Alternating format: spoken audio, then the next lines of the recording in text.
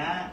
Hello, Kuwait and Philippines. Hello, Middle East. And hello, world. This is Mr. Shah from ICFC Kuwait. And welcome dito sa ating live update. So, ngayon is nandito tayo sa classroom ng ating Diploma in Health and Social Care. Temporal. So, in Filipino, we are saying the sentido, right? Sa mga gustong maging professional, healthcare professionals, or caregiver.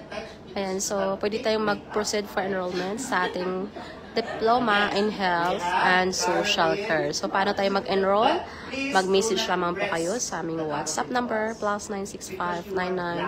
+965-99-302-850. Flow going to your brain. It's very dangerous. Let's continue. Please hold up. You cannot touch your apical pulse. But you can count at the left side of your chest. Alright? Left side. Count from your spaces in your ribs or collarbone. Okay, 1, and then until 5. And then you need to put your stethoscope to hear it. You are not allowed to use your fingers and count. No. Alright? Because we have big muscle on that. Alright? For our meal, we have pectoralis major, right? So for those who are building their, building their muscles. But for girls, it's more difficult because they have their breasts. Sir, we don't have. Yes, I believe you have. All right? I believe you have. All right? So let's continue. We have brachial pulse. Let's continue. Where is your brachial pulse? This is your thumb and opposite this one.